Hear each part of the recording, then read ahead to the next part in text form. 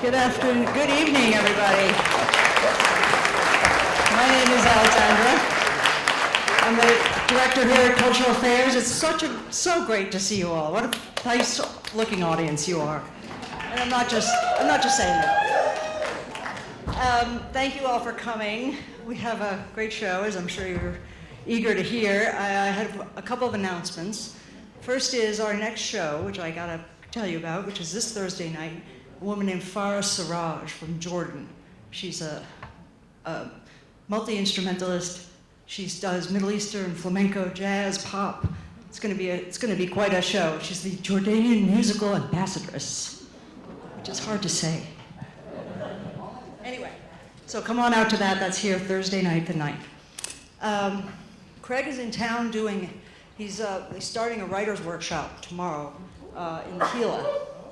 The good news is, for one of you lucky folk, we just had a cancellation.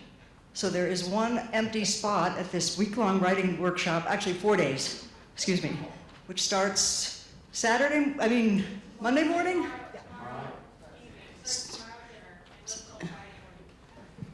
Tomorrow evening till Friday. If anybody's interested, we're co-sponsoring that with Heart of the Gila, and they have representatives here in the back if anybody has a free week and is interested in learning to write from Craig Childs. Anyway, those are my announcements. Thank you for coming to Light Hall. Enjoy an evening with author Craig Childs.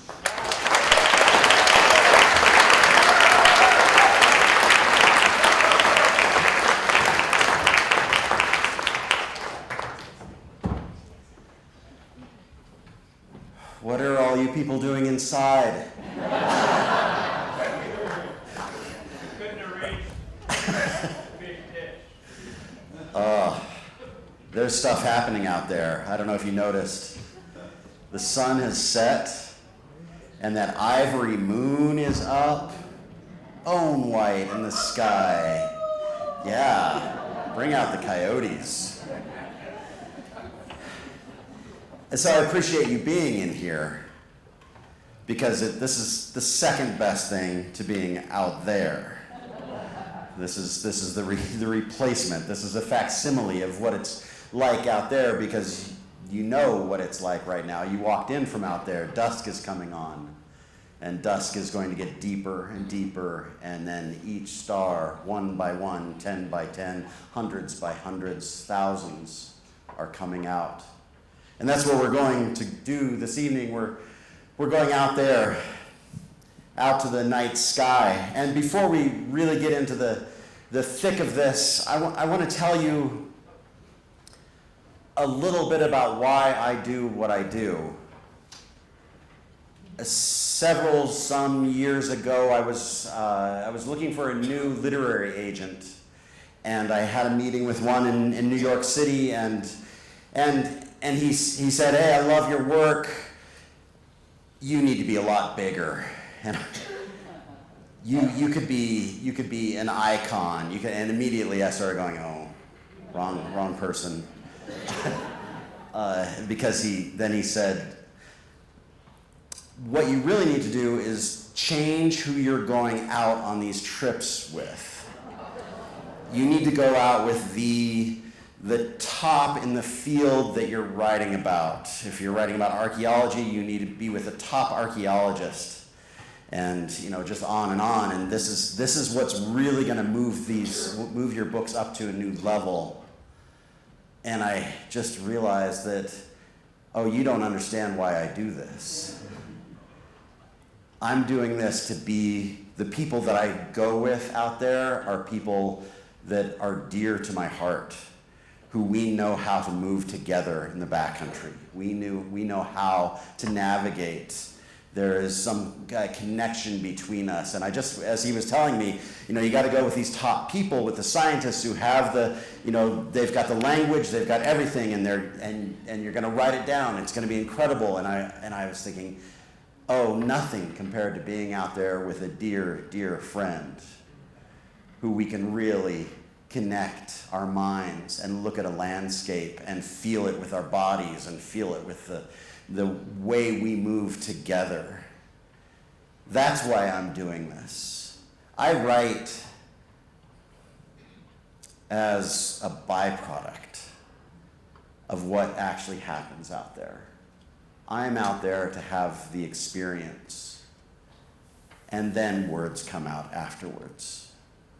I'm there to be there with, either alone or with the people that I love deeply, not to get quotes from somebody who's an expert, but to absorb some of what someone I hold dear sees in the world.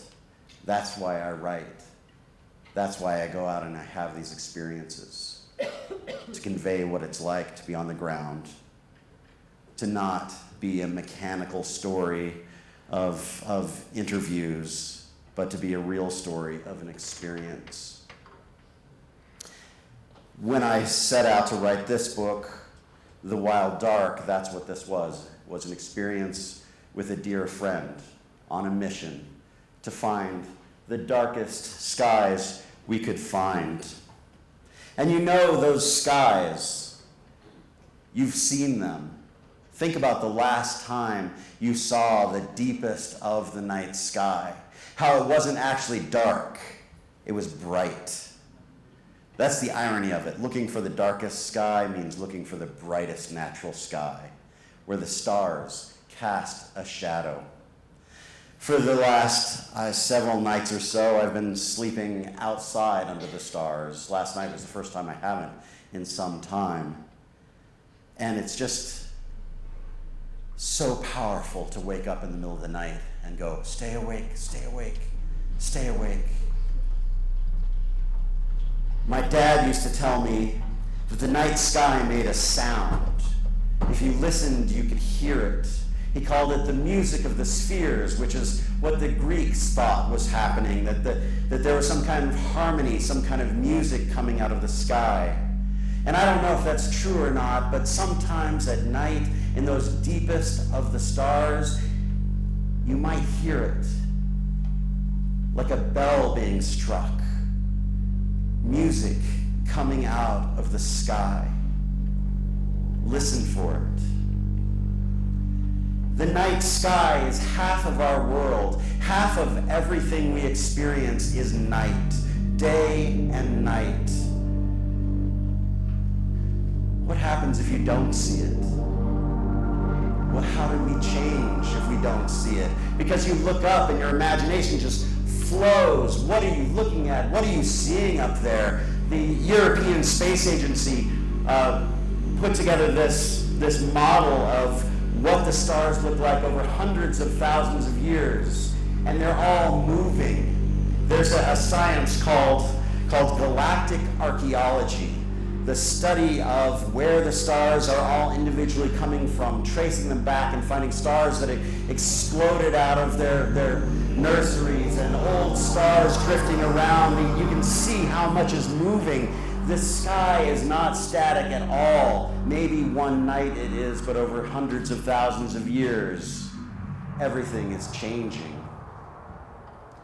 What if we weren't seeing that? What if you looked up and you saw nothing? I need to add a small thanks here. Any music you hear is composed by my daughter, Aspen. So she helped me out with this show. And we spent a lot of time out under the stars together.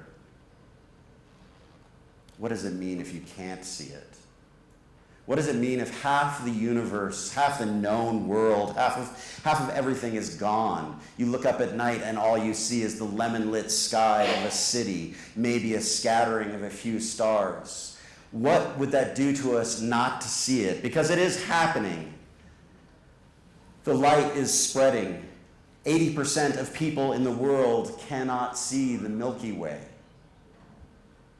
What does that do to us to not see the Milky Way? This is a map of the current lighting situation in North America. And you can really see that 100th meridian where the dry west meets the more humid east. And that is the line where the light You could say it's stopping, but it's not stopping.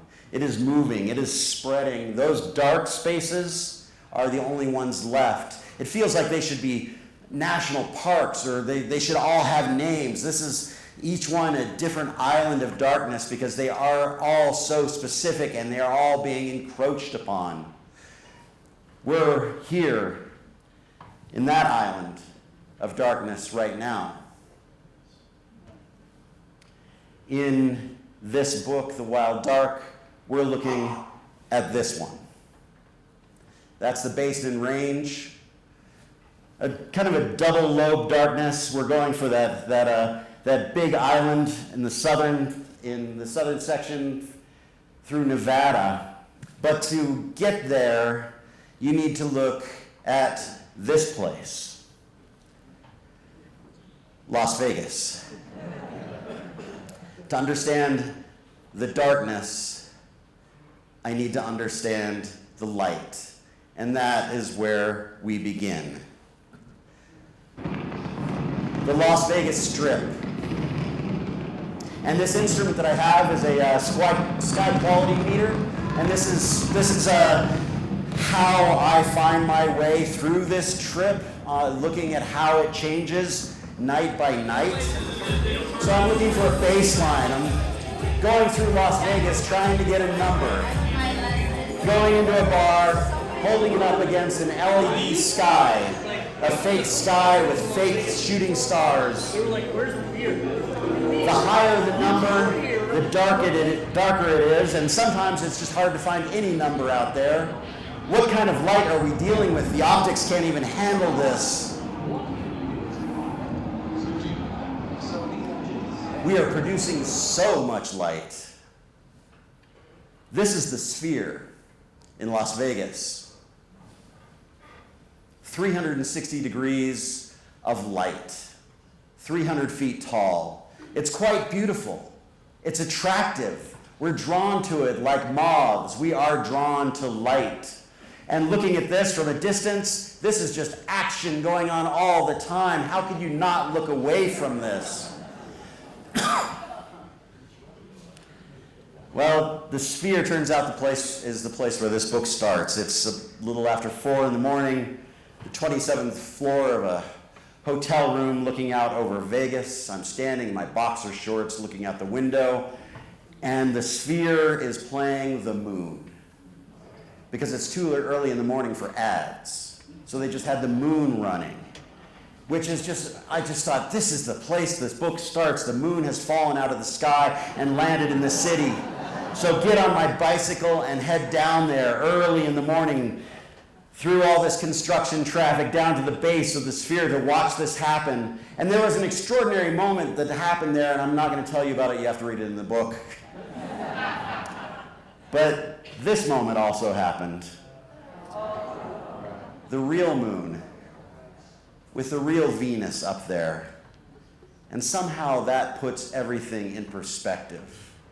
Just to be able to see off of the surface of the planet, to see into space, you are able to see forever. And it changes the way you look at your life here on Earth. This journey I did with my dear friend Irvin Fox Fernandez. Then that morning we loaded up our bikes on the 27th floor and began this quest for the darkest of the dark. Okay, so listen very closely, you might hear it. She just said, "Stupid motherfuckers," as she was walking by. Which she is absolutely right. We should not be doing anything like this. It was important to start right in the middle of things, to start this trek on the Strip, but the problem was that the Grand Prix, Formula One Grand Prix was in town. So it is just a nightmare in Las Vegas. There is this racing strip for cars going, I don't remember how fast they go, 200 some miles per hour, that's built inside of the city, and we are trying to navigate through the construction traffic, and this was the most dangerous part of our trek. And I understand that Irvin's wife is watching it right now, live. So I'm sorry. It got safer. Calmed down a little bit. So Irvin and I have been traveling together. Irvin was in the first book that I wrote in my mid-20s. We figured we'd spent at least 400 nights together sleeping under the stars. And what the purpose of our journey here is to go at the right pace where we can watch the night change night by night. And driving is too fast, walking is too slow. We figured that bikes were the right way to do it. That would give us the right pace to see the difference and also to feel the ground, to get in contact with it.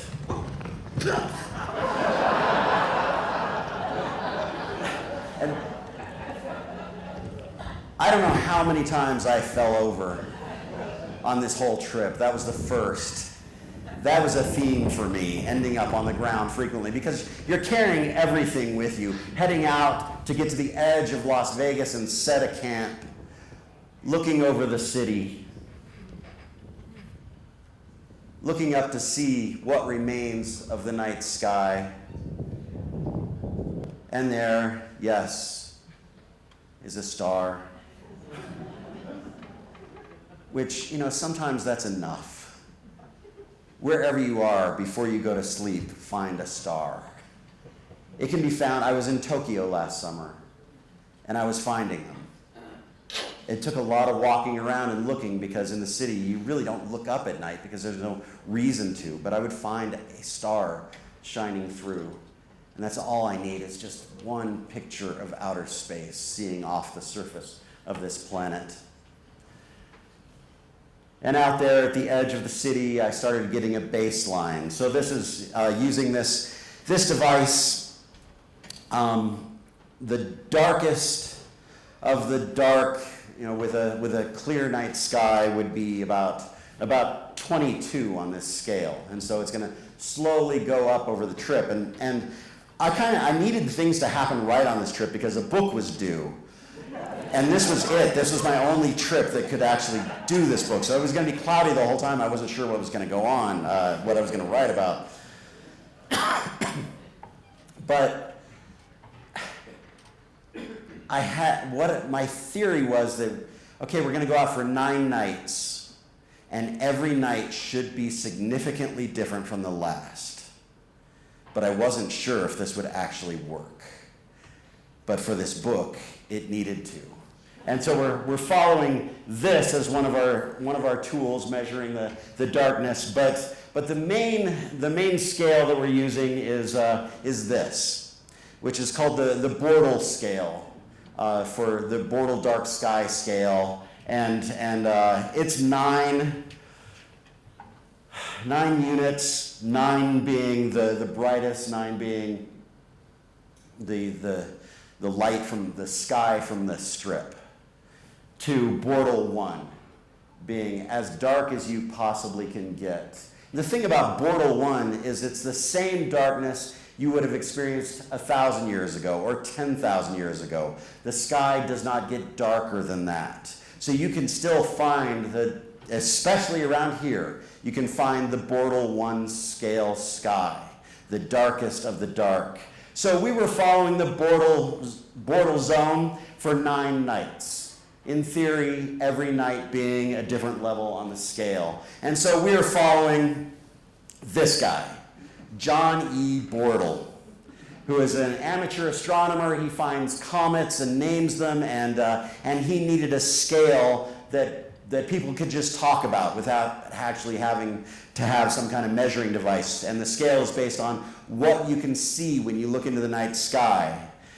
Which stars become visible will tell you where you are on this scale. So we ended up following Mr. Bortle, and I was going to interview him for this book, and then I thought, no, don't ruin it. I don't really know what he's like, and then if I say, hey, I'm basing an entire book on you, every chapter is a Bortle, you just don't want to do that to somebody, so I never contacted him. But he became our mission, to get to the Bortle 1, waking up at the edge of Las Vegas in November, mid-November, cold, windy night, about 10, 15 degrees colder than it should have been. So kind of miserable, which set the tone for the entire trip. Because we're biking an unsupported trip here. There's nobody meeting us out there until the very end of it. So we've got water caches set, but we have to carry everything with us except for the water. And then it's sometimes 3 days in between water caches. And so you got to get as light gear as possible, as in really light sleeping bag. I mean, get it down to, you want it to be at, 32 degrees. That's the bag you want, which was awful because it was just, they make bags that say they're 32 degrees. It's not true. Every night I think Irvin was having the same experience that I was, shivering through the night, especially that first night because the wind was just howling down into our sleeping bags as the city roared out there, and in the morning you're waking up groggy. I wrote about this in the book, I woke up pissed off. My first word was a curse. Sat up in my bag, and I had intended on watching this occultation between Venus and the moon. Venus was passing behind the moon at dusk, and I overslept and missed it. And great, this whole book is falling apart already. I'm miserable. It's time to go. Biking out past the edge of Las Vegas, out to the infrastructure that is sending electricity out from the Colorado River, from the hydro projects there, out to all points. This is going to be our world. Irvin returns firewood. Irvin picked up some firewood there on the edge of the Southern Paiute Reservation. But here was my deal. I said, no fires on this trip. We want to preserve everything we can about our eyes. No white lights, just red and green. But you know what? It was cold. So we had fires. And then being with Irvin, I always know that he's going to bring some weird food that we're going to eat. Got some miso. So yeah, we're eating dog treats. Second night out.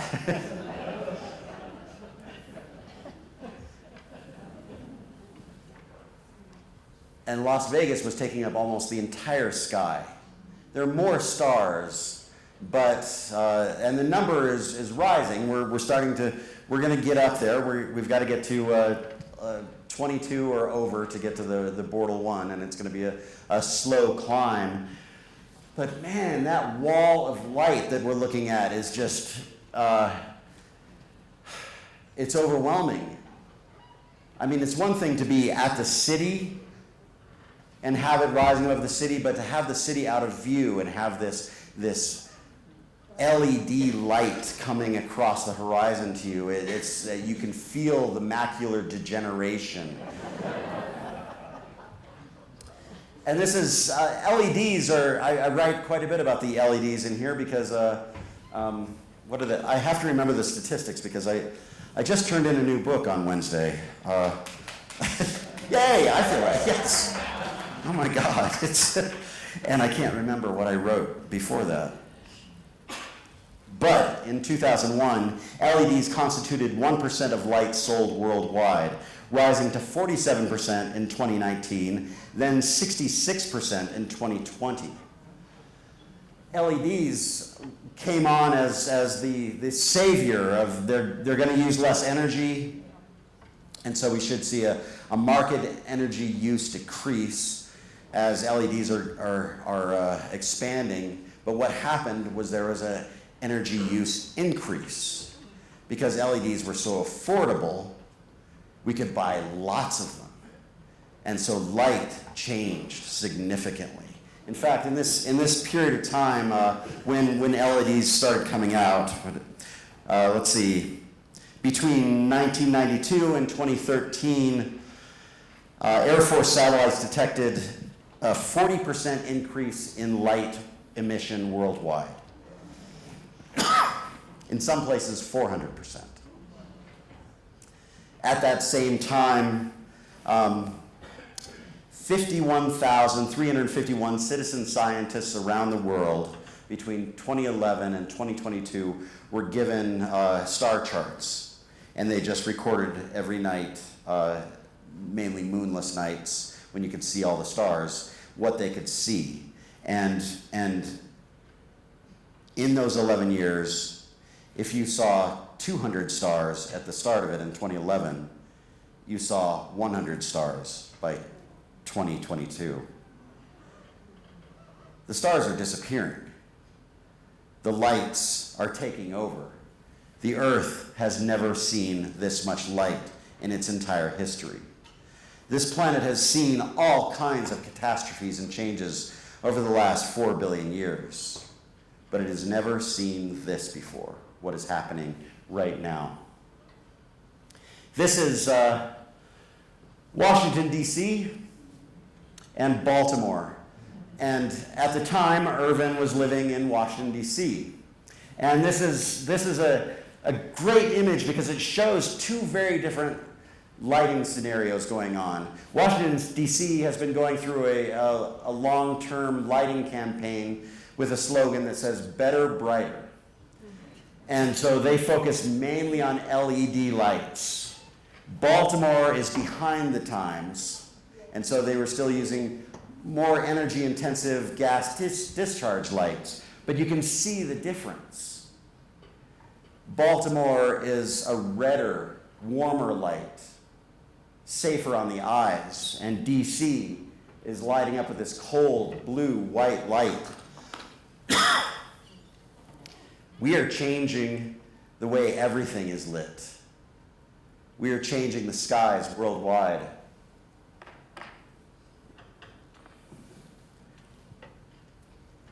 And I just picked these up off the internet. This is the lighting campaign for the metro system in DC, and this is what the new campaign is making things look like. This is what this station actually looks like without being lit up that way. This is a review in Architect magazine saying the architecture is being destroyed by light. Imagine what it's doing to the sky. Standing there at the edge of Vegas, you could feel that cold, blue-white light emanating off of the city. And you wonder, how do you stop this?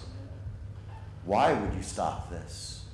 Don't we want more light? Isn't that what civilization is about? But what do we lose? Looking down from the International Space Station, you can see how we've changed the surface of the Earth. And in a way, it is beautiful. This is our artistry on the continents. We are making art out of ourselves, out of illumination. There's something called positive phototaxis, which is the draw toward light. Almost every species on Earth has this. Positive phototaxis is this pull. Coming to the sphere in Las Vegas, you can feel it. The light is fascinating. It draws you in. But I think what Irvin and I were doing was the opposite, trying to get away from the light. But this is what we've made. This is what we do. We make light as a species. This is Cairo coming up here with the Nile. You can see the lights going up the Nile. And this was the first place of heavy human illumination on Earth. If you had looked down on Earth 2,000 years ago, you would have seen one light, and it would have been right there in Alexandria, Egypt, which is subsumed by Cairo. But there was one light called the Pharos of Alexandria, a 300-foot tall lighthouse with alabaster stone. It was some kind of Tolkien creation standing out there, a fire burning with these brass mirrors around it, and you could see it from the horizon. even during the day. And this is also where Ptolemy lived at the same time and mapped the night sky. And I thought a lot about him back then, 2,000 years ago. Our bearded first century scientists must have strolled the temples late at night and as open air drifted through the polished stone ambulatories. Looking up from one of the largest cities in the world, he would have seen a frosting of stars and recognized many of them, knowing constellations by names that we still use today. Most people of that era would have done the same, half of their breathing hours spent under the infinite ceiling of space. I like to imagine him coming home from a rousing night of wine and discourse by clay oil lamp, pausing for a few moments, slightly liquored up under the countless stars of Alexandria. Above him, he would have seen a sky full of gods, and the astronomer's lips would have parted in awe, as if he'd lost his ability to speak. This is the East Coast of North America. If you don't think it's coming, it is. The light keeps growing. We may go back to the East Coast and wonder what happened in the night skies the same way we may look at our own landscape here and wonder what happened to them. How do you hold that back? What does it mean to lose that night sky? What does it mean to wake up from another damn night of shivering? Of lying on the rocks looking up at stars that are growing more numerous night by night. Continuing north, we're heading due north out of Las Vegas. Pack up your gear, shake out your blood in your arms, tune your bike up because you've been pounding on rocks and washboards. Get everything back together and move along this road going out into the desert,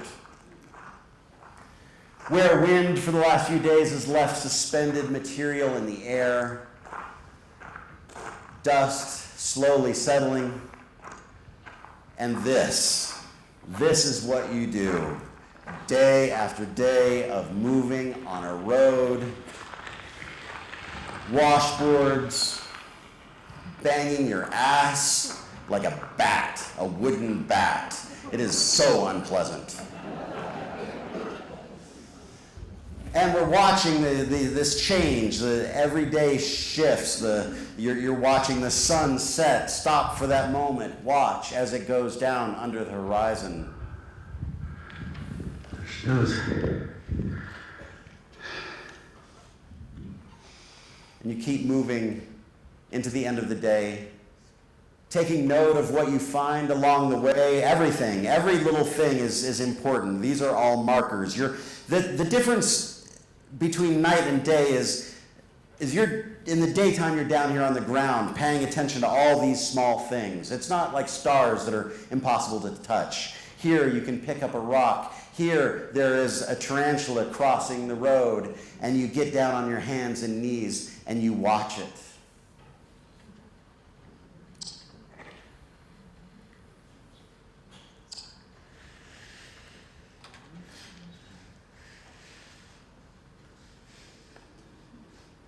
It's hard for them to bite you, so they actually have to totally drop their legs really slow. Oh! It's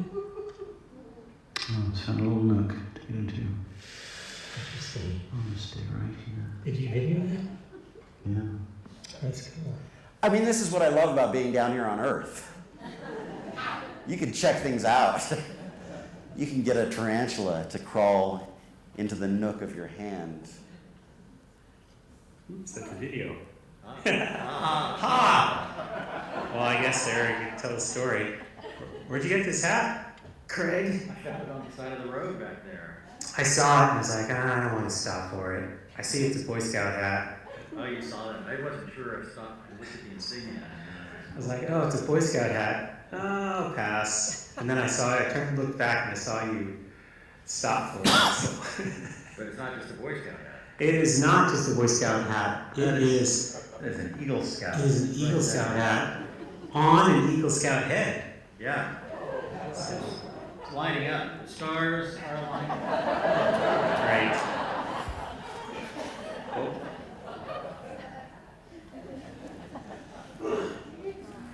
Night by night, Las Vegas was stepping back, but not that fast. It was still occupying so much of the sky, and you could see the stars in the north coming up and kind of hitting the light of the city overhead, and so there was this tug-of-war going on that we knew we were going to be leaving Vegas, but how long is it going to take for this light to go away? I mean, so far it's been working. Every night is a different portal. And so I saw the book was coming together, that this was actually happening, that every night that it is significantly darker. New stars are showing. You see the Seven Sisters, the Pleiades, going from a little hazy patch to the first clear star to 3 stars to 4. So it's working. Things are changing, and then during the day you're back at it. And that's what I wanted to have this book be, is this motion from day to night, through all the transitions, through the dusk, through the dawn, and then during the day just be grinding. It's work. Goodness. I couldn't do it. Taking us farther and farther out into the Basin Range. Both of us. We're in the Mojave Desert, the deep desert. I love these places because it's not just earth. So much of it is sky. You have to remember to look up because you're biking and focus down. And then when you remember, look up, and you see this. You see this sky full of lutes and instruments, musical instruments that are painted in clouds. And being down on earth here is gritty. It's real. It's the salt and the sweat and the dust.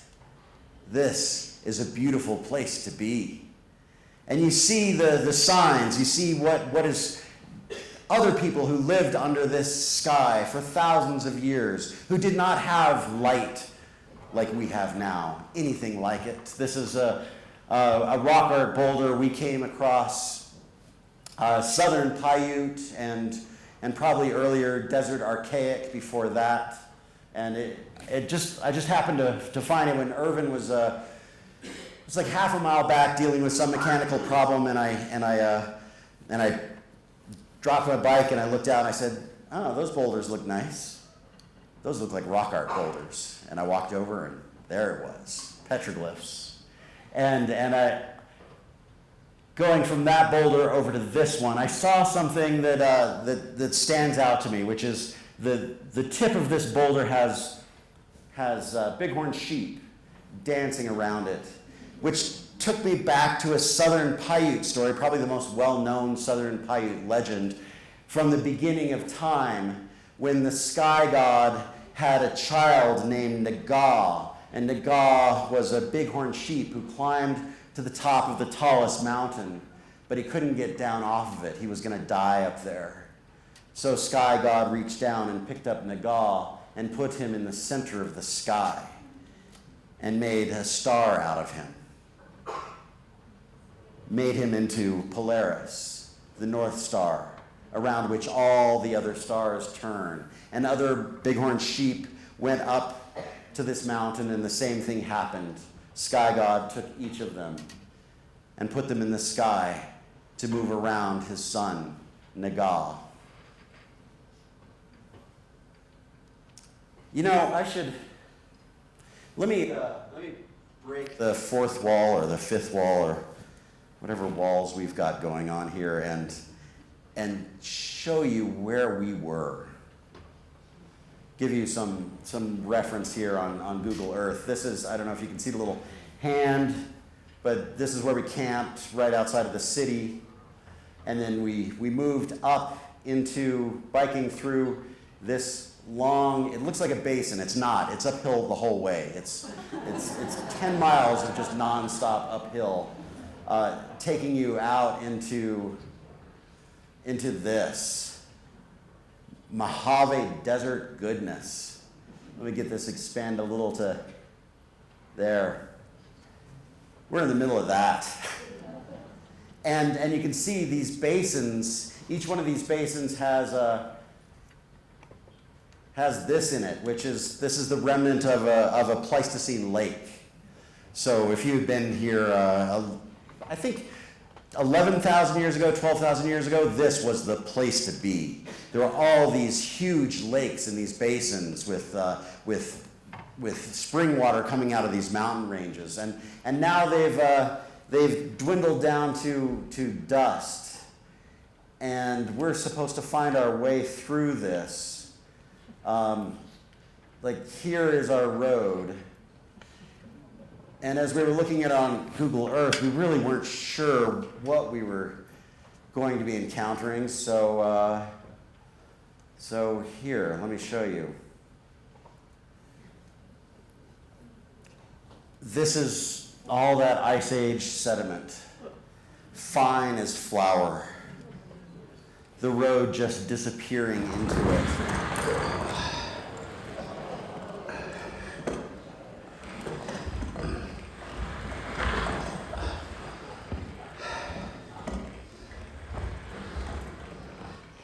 So that was another thing that sucked. And then you get out of it, and you're riding freely across the landscape, and man, I love these places, these severe, desolate places that just bring everything down to a point. Everything is so clear out there, looking from that road and seeing a sand dune range over there in the distance. This is the place to see a night sky, where everything is cleared out. Those dunes reminded me of so many places I've traveled, that I've been traveling my whole life. Been traveling since long before my beard turned white. This is the Pinacate of northern Mexico, just south of the border. The Sea of Cortez is out there far, far in the distance, and I used to do treks out there, and that's where I first started exploring the idea of stellar navigation, moving at night and following the stars. Because traveling across these dunescapes, there isn't a lot to reference on, especially traveling at night.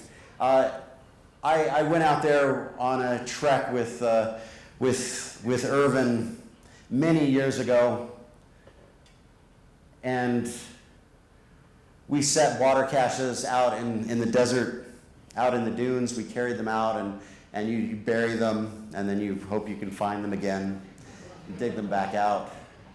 And we were traveling by night, from sunset into night or pre-dawn into morning, and also with us was our friend Keith Nadler. Maybe some of you know him. He lives here in Silver City. So the three of us, Irvin, Keith, and I, were out on this trek. And this is what you know, if you're up at night, you need to sleep during the day. But we didn't have tents, so you had to get out of the sun. So sleeping buried in sand, that's the way to do it. Get your body under the sand. You won't lose as much water that way. You're basically shaded, and then you can just go berserk in your half dream state. Or Irvin sleeping under us. I don't know why we had a snow sled with us. I don't think it turned out to be useful in any possible way except for that.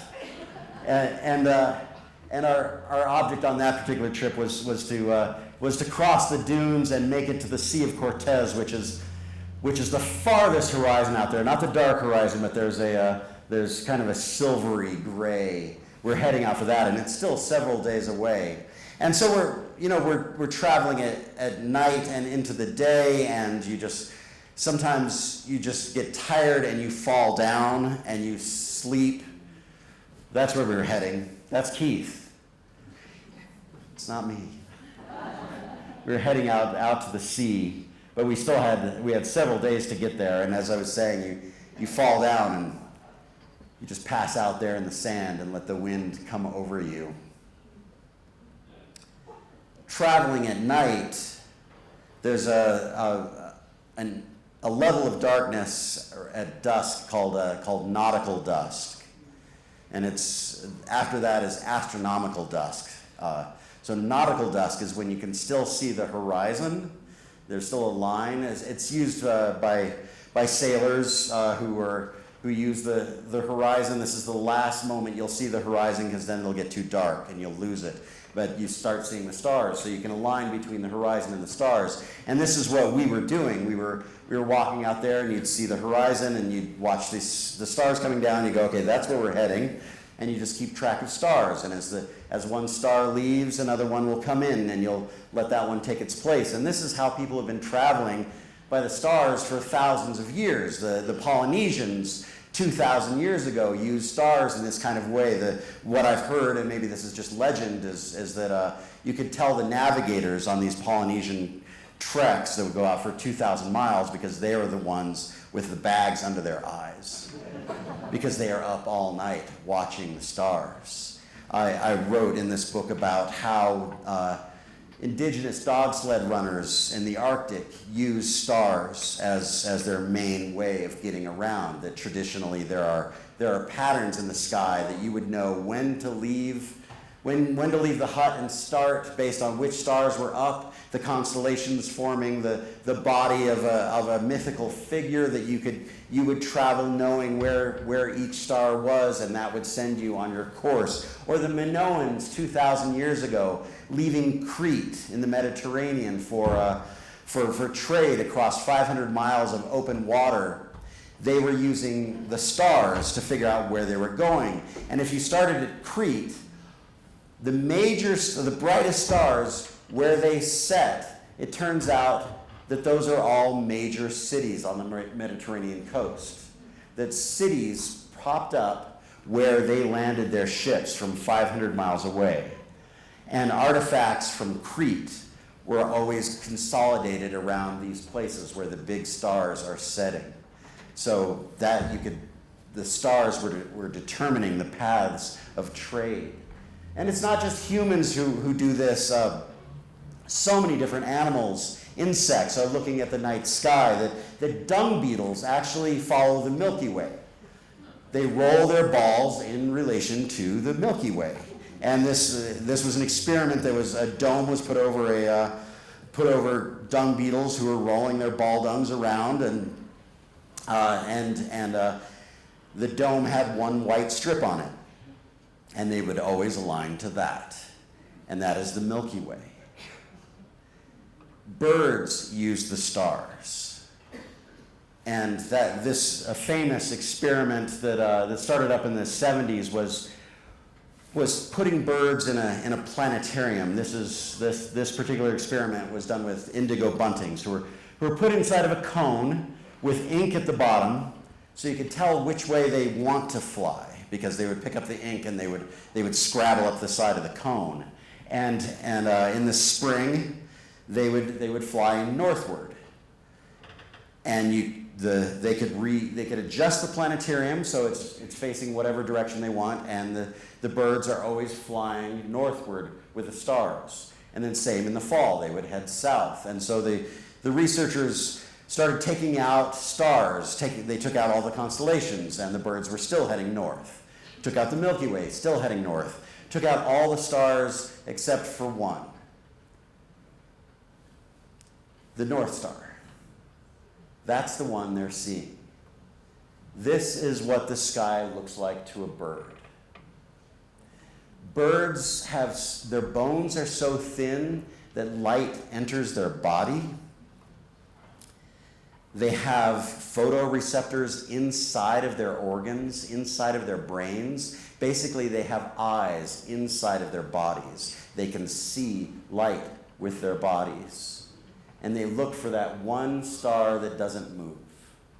And they follow that. So what does it do to birds to have all these stationary lights that we have on the ground now? These are the Twin Tower Memorial lights in Lower Manhattan. And I actually was there on September 11th, 2002, when these lights were first put up. And I walked down to Lower Manhattan, and there were thousands and thousands of people on the ground. And, positive phototaxis. People all drawn to this one point of light. But what I noticed when I looked up was that these columns of light that went up for infinity, they were full of birds, thousands and thousands of birds who had flown in on their migration and were drawn to this single light. Now things have changed since then. The Audubon Society has gotten involved, and when the birds reach a maximum number, they turn off the lights for 20 minutes. And you can see here on the right that when the lights are off, radar is picking up 500 birds in the general area. And then when the lights are on, almost 16,000 birds are drawn to this point. And, I don't mean to make this the sole example, because it's everything. It's our backyard lights. It's every light changes the course for birds. And those birds are dying. They're exhausted. They're flying around a sun all night. And they're flying into windows, and they're running out of energy. But not just that. I talked to bird researchers in this book who describe the details of what light does to their bodies. That it changes them. That it changes their reproduction. It changes their metabolism. It changes everything about them. And when I set out to write this book, originally I said, this is just going to be a fun journey into the night sky. But then as I started looking at the effects of light on physical creatures, I realized, oh my God, we're in trouble. And I didn't want to come out going, hey, in case you weren't panicked enough about things, light is killing you. But I realized it's true. As I started interviewing people and reading more on cancers in humans, light causes cancer. It's looking at lab animals that have been exposed to excess light. Cancer starts spontaneously growing in their bodies. Looking at it's women who are working in shift jobs, working night jobs, well-lit night jobs, have a much higher rate of breast cancer. There are some countries that are paying money to women who have worked in these fields to cover these cancers that are coming directly from excess light. But it's not that it's just excess light, it's that we've changed the patterns, because this is the world that we evolved into. This is the world that's always been here, the day and night world, the circadian rhythm. At the beginning of life on Earth, the first cells to exist could not reproduce or repair themselves during the daytime because there was too much UV radiation. And so they did most of their metabolic work at night. And so they started a circadian rhythm that now exists in every one of our cells, in every living thing. We have circadian rhythms. And if you throw off those rhythms, which you can do by having a faint light on at night, even with your eyes closed, it throws off the rhythms of how your body produces its hormones, when and how. Everything is thrown off. We need dark as much as we need light. We need this rhythm going back and forth. And that was my intention with writing this book, is not just to get into the night sky, but get into this rhythm of really watching the sun rise and the sun set. And it becomes ethereal. It becomes, it's almost psychoactive when you start paying attention to the night and day shift, because we erase it from our lives. We don't have these transitions. We light up our nights because we need to keep working. I've been staring at a computer screen for months writing this last book, and it's driving me insane. We need these rhythms. And that's what I wanted to do with this book, was to take you on a journey into the day and the night and the day and the night.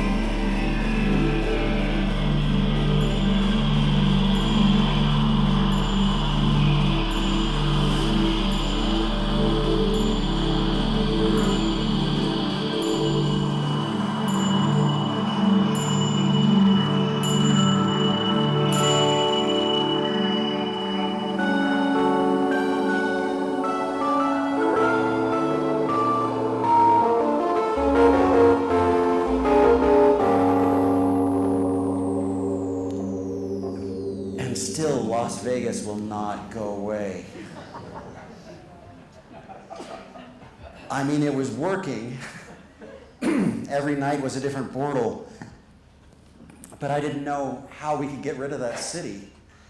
I mean, my plan was to go across these basins where you didn't have that much to block that light. I wanted to see how far across the curve of the planet you could go. I think, by the sixth night, Las Vegas was still casting a shadow. We just weren't getting away from it. But then during the day, you just let go. You're just moving. You've forgotten the stars. You're just paying attention to the ground in front of you, the Mojave Desert, unfolding.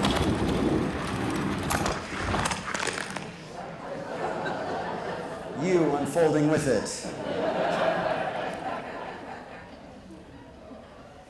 We're following our water caches that we set as we came in. One of our caches. Irvin's pointing it out there in the distance, and this is a cache. This is all a cache is just stick water bottles in a crack or stick some beer in a crack, and then pack up all the plastic and put it in your gear and keep going. And this is when we came in and set up our water caches. This is one of our caches that we call the rattlesnake cache. Oh, it's okay. I believe Junior Cassidy was here. This is our guardian that cared for it. And so when we came back on day, I think it was day 7, night 7, when we got to this cache. And the caches we marked with on GPS, but we also looked for something like this, a dead steer. That was our marker. When you see that off the side of the road, you know that the rattlesnake cache is right over in this gully.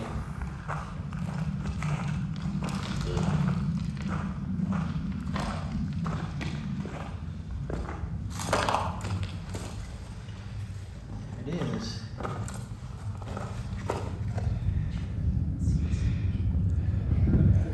Might be back in the boxes. Give it a little kick, see if it rattles. And at that cache, we had my editor at Torrey House Press, who did this book. She baked cookies for us. So we left cookies and beer at the cache. It's a beautiful thing to find out there. taking measurements out there. We're getting into, I think we're at Bortle 3 here, and Las Vegas is still showing out there. And this is not a picture I took. A friend of mine took this of actually San Diego, and San Diego is 130 miles away, and then Los Angeles is starting to show over here in the corner, and that's closer to 180 miles away. But this is basically what it looked like from our distance. The sky, the Milky Way was showing. The Milky Way was picking up structure. You could see inside of it. You could see the gas clouds. In a lot of ways, you could say this is the darkest of the dark, but I knew this is only a Bortle 3. It's still, we're going to Bortle 2 and Bortle 1 after this. And how do you get rid of that light on the horizon? Or maybe you don't. Going into our last big basin was really our first weather. Clouds coming in, so we were going to get a full coverage of night sky out into the biggest basin we had been in so far. And we've now gone from the Mojave Desert to the Great Basin Desert. We've switched deserts. And we've come probably 180 or so miles by bike at this point. And we're out in the big open, and I was just thinking, oh, this night is going to be dark because the whole sky is going to be shut off. We set up our dust camp out there in the middle of nowhere.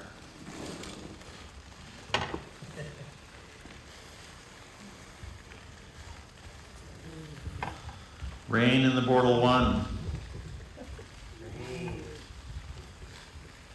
So Irvin had his tarp set up over his bike, and I had a little tent there. Obscure. And yeah, that night we had lost the shadow of Vegas. But then when I held my hand over the ground, even with the clouds, I could see a faint shadow.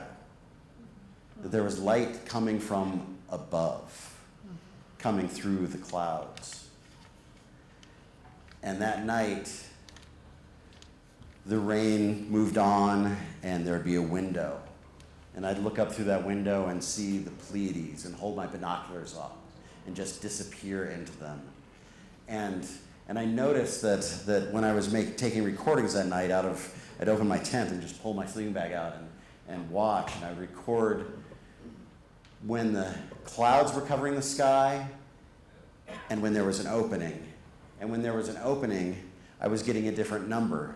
There was about 7/10 higher than when the clouds were covering it. That 7/10 was starlight.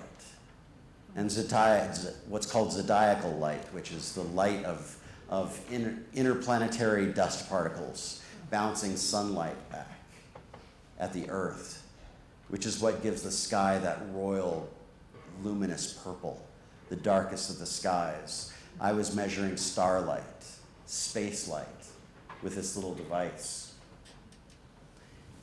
In the morning, clouds crowded around the edge of the basin, smelled of autumn, smelled that smell right before snow, right before the freeze, that crisp smell of water and earth.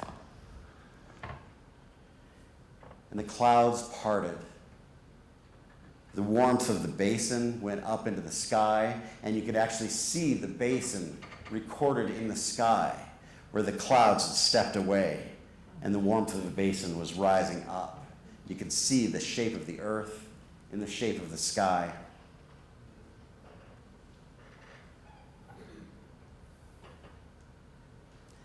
And this was our last night, heading out across this big basin toward the deepest of the Bortle 1, where a couple friends drove out to meet us out there, to bring whiskey and food for our last celebratory night, and the clouds stepped back to give us the full sky. And, you know, I've got to say, it was a different sky than I see when I'm just in the darkest of the nights. Having gone night by night into it changes your eyes. It's the transition. You look at the night sky differently. That night, well, we had to, you gotta watch that transition to see the darkness rising from one side of the sky and moving to another, watching those first stars come out. It's not just walking out and seeing the stars, it's staying out there. It's staying out there for day after day, night after night. We only used green or red lights on this trip, no white lights, so that our eyes were adjusted the whole time. And the first star would come out, starlight, star bright, first star I see in the night, and then 10, then hundreds, then thousands, until it feels like you're just wading through stars. But it's that transition that matters. That's how your eye works. You'll take in all of the night sky if you take your time. And I held up my device, and we were deep into the Portal 1, deep into the darkest of darks. But stay with me for a moment at this edge. At dusk,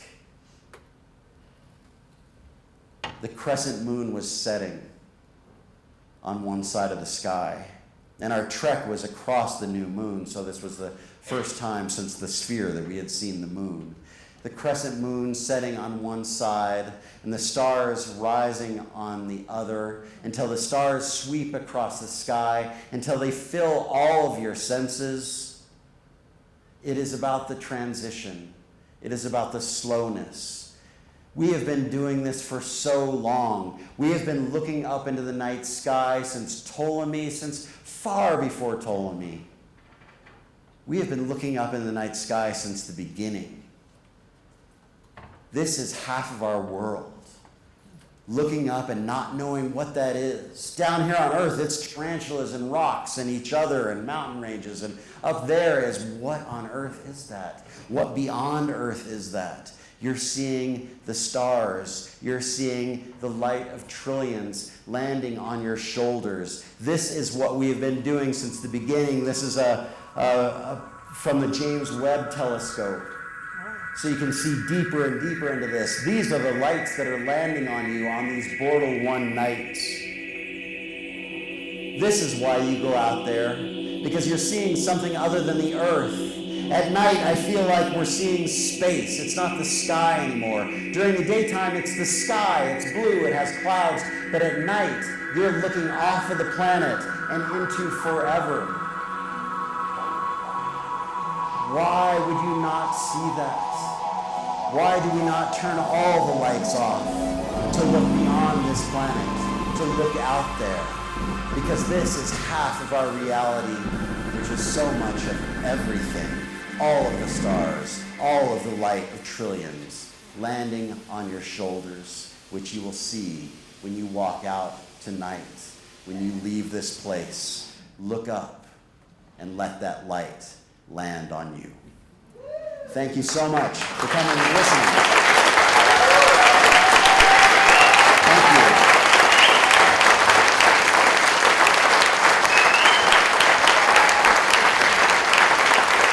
Thank you.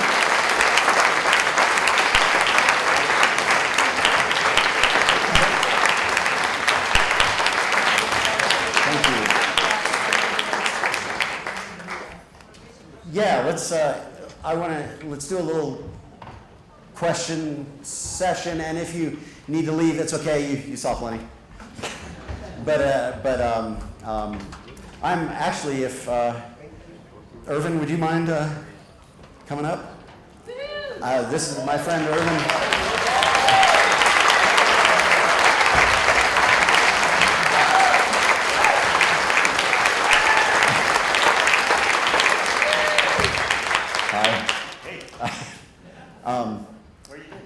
Where have I been? I've been at home for a few days, but just coming down here for this, and you're coming here for this. Ready for some stars? Yeah, Sounds like Yeah. you've been on your computer a long time. yeah. I've been staring at my computer way too much. Here, I think. Does that work? Yeah. Test. So, do you have any questions for Irvin and me? we've got a pretty good night sky here. One of the places I go to photograph the Milky Way is at City of Rocks. Have you ever been to City of Rocks? I have, yes. It's a pretty good place. It's got a little bit of light on the southeastern edge of it, but it's pretty good. Yeah. Thank you, City of Rocks. That's it. Well, anywhere. Go out there. I'm interested in your rhythms with the light and how the human sees it different than the Arctic. Say that again? Well, in the Arctic, when you have the light all summer long, and in the winter it's dark, how does the rhythm change for humans? You've been up. I don't know. I've spent some time in the high Arctic. I did a trip on the Yukon, 1,000 miles on a river, so I was out for a lot of and the sun was just making loops around, and I found that I at one point I went in. We stopped in a town that had bars and things happening along the river, and we were just partying for like 48 hours, and we didn't realize it. And then we just collapsed. I think That was last year, right? it's a whole different experience having the sky taken away for months, having the night sky taken away for months. I don't really know I didn't get into that in this book at all, but you spent time on a fishing boat Fishing boat in Morrison, Iceland, so it's kind of in a hurry. But actually, it is a mystery. Oh, it is a mystery, because I don't know how people can do that for that long time, so maybe one of you can. Yeah, it was fascinating. I don't know if I wanted to live that way. Having the sun just going around and around, and then going up in the winter and brilliant stars, but just non-stop brilliant stars. I kind of like this day-night thing that we got going on down here. Well, I'll comment since I spent a lot of time in Alaska. I just came down a couple days ago. Oh yeah. But I'm down here because I love the summer, or your winter sun is really nice. Up there, it's right now it's turning gray and dark and that, but I know the North Slope you have a couple months that it doesn't set in the same way in the winter, just the flips, season to season. And actually I had a business selling light boxes for seasonal affective disorder. So I know all about the circadian rhythm and setting and all the rest of that stuff. Yeah. It's extreme up there, but that's why I'm down here. It's too extreme for me. Yeah. Welcome back down.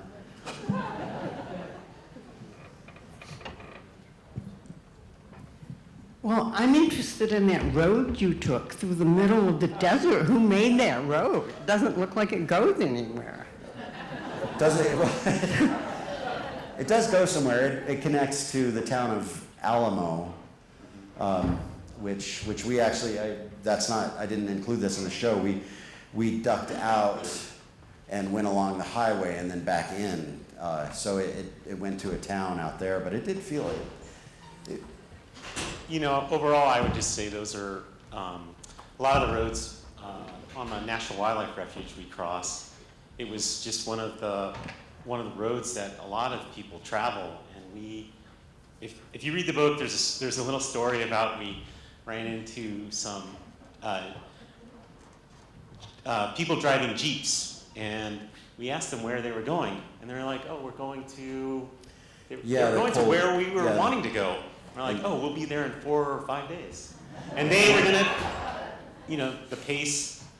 Craig described the pace that we went, and we were going at this pace, bortle by bortle, and we could have just driven like this group of Jeeps, and we ran into them, and they were fascinated that we were biking.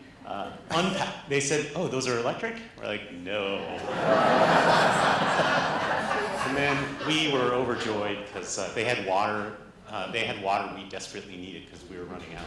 Yeah, we had timed it close to get to the next cache, and it was a little too close. And so when they showed up, we were like, "Hey, by the way, you have any water?" And boy, when they pulled out water, we were drinking and then crushing the bottles and throwing it back in their Jeep and filling up whatever we could. It was nice to run into them out there.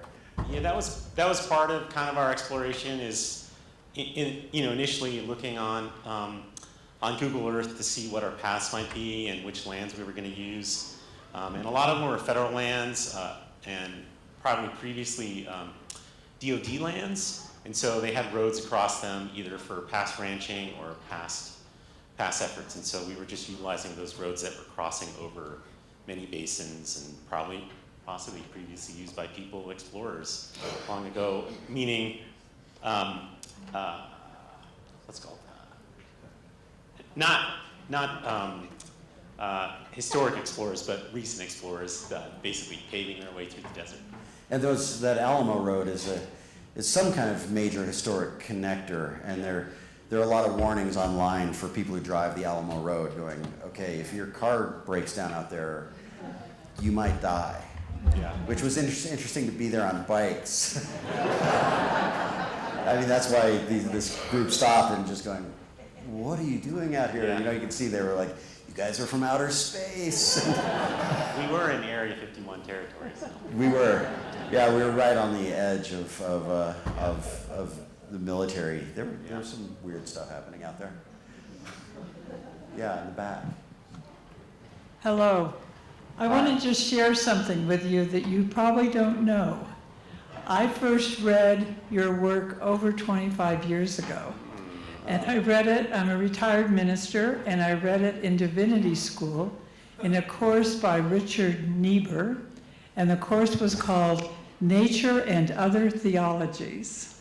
Wow. And I read your book among Emerson and Thoreau and all these amazing authors. Stone Desert? I'm assuming. So I just thought you'd want to know that.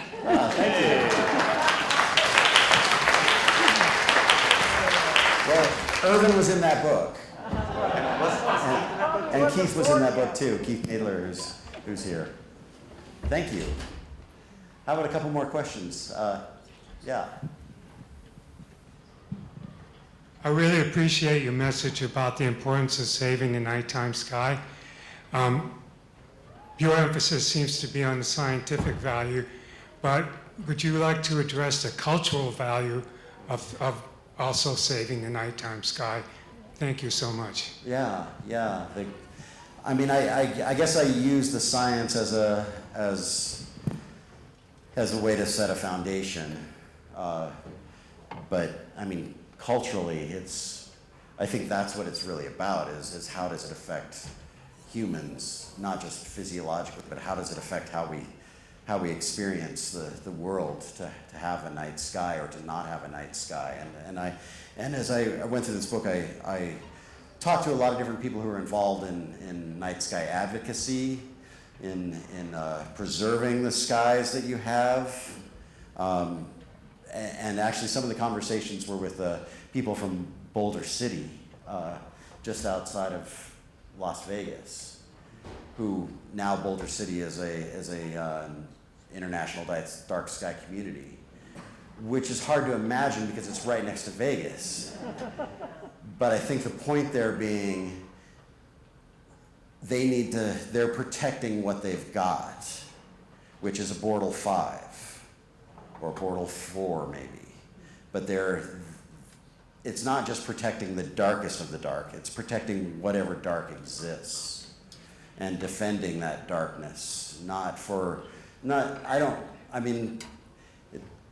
don't mean it to come off sounding like I'm doing this for science, because I'm really not doing it I'm doing it for the experience. I'm doing it for what we culturally, personally experience in the night sky. That's what I want to preserve, because Irvin and I have spent, hundreds and hundreds of nights out there, and that's a different experience than being in the city or being where the sky has been, the night sky has been removed. And I don't know if I'm answering your question adequately here, but this is really about our experience under the sky. And not, there's the cancer aspect, and there's the it's changing the course of birds, but really it's us being able to look up and see infinity, to see space, to see something. I feel like we're we're inside of a jar, and the lid is off when you're out there. You can see out of the jar. But when you don't have a night sky, there's a lid, because you said it I was asking you about what it's like to be in DC, and you said you just don't look up at night because there's no reason to. That part of reality doesn't exist. Yeah.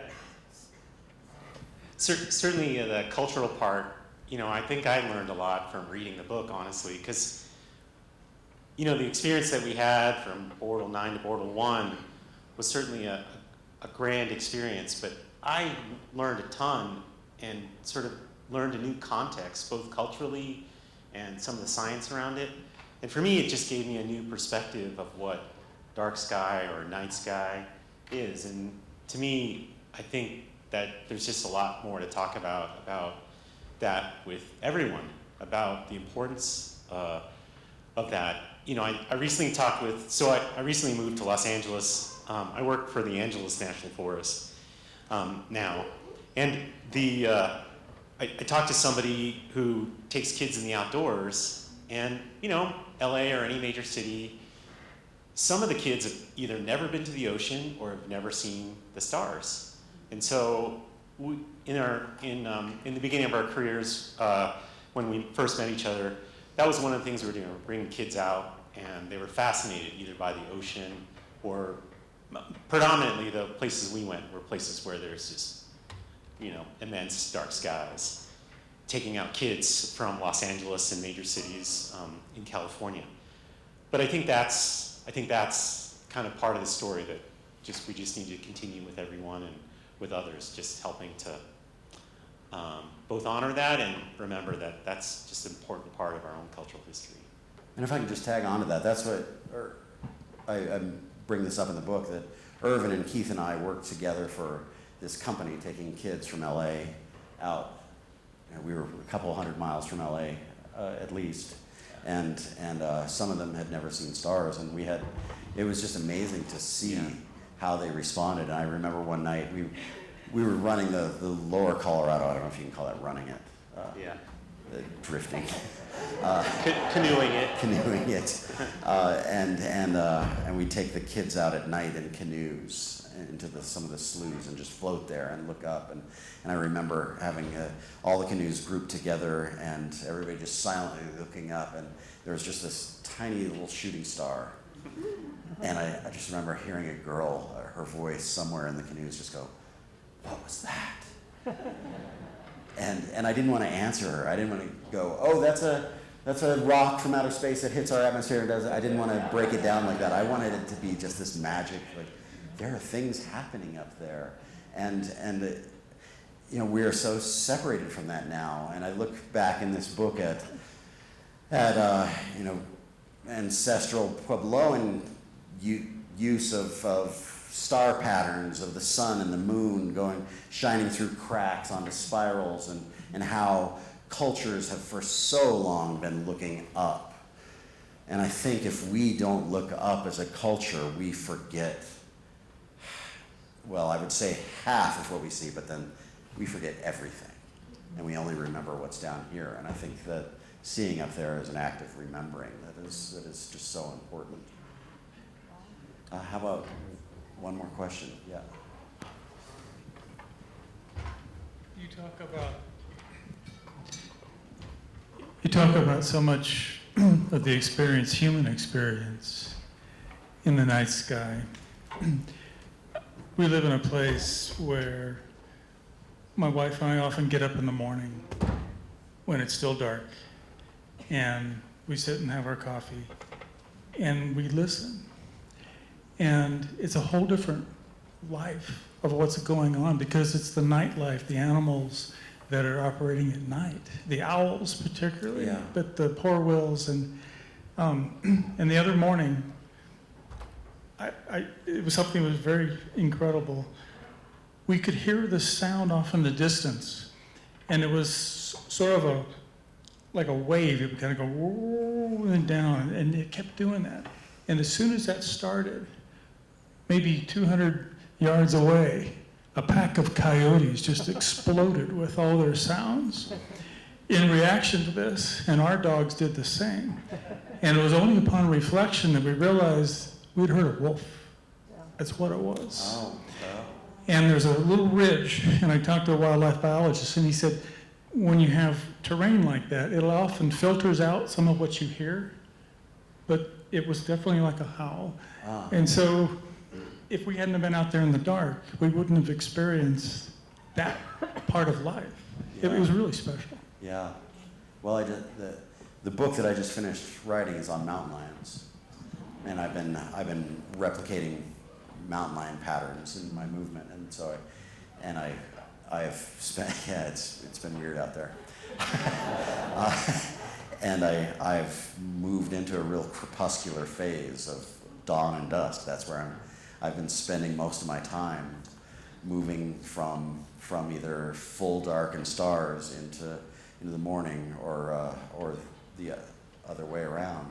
But I've been really focused on that period of just that transition, and especially when there's a gibbous, a waning gibbous moon that's up in the morning. That way, the dusk light lasts for about 3 hours, because you have the moonlight at first, and then it fades into the dusk light. So you've got this.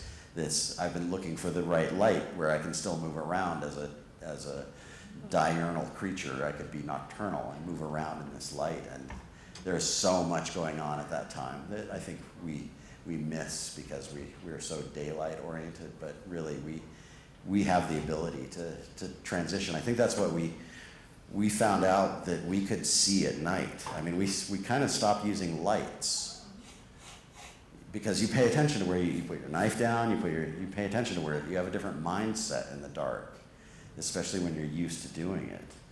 Because I felt like we were able to see at night in the end. I mean, we'd use lights for little things here and there, but we adjusted to the dark. And it took 9 days to do it, which isn't that long. Yeah, it just reminds me of kind of what you said, just around paying attention in the dark and listening more.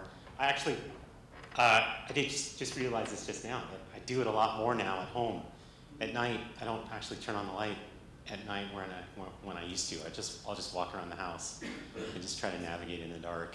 And the observation and the difference of just the experience itself of when the light is on and then you turn it off, it takes a lot, your eyes take a long time to adjust. So there is, the night vision disappears quickly. It takes longer to get back if just you turn on the light for just a moment. Yeah.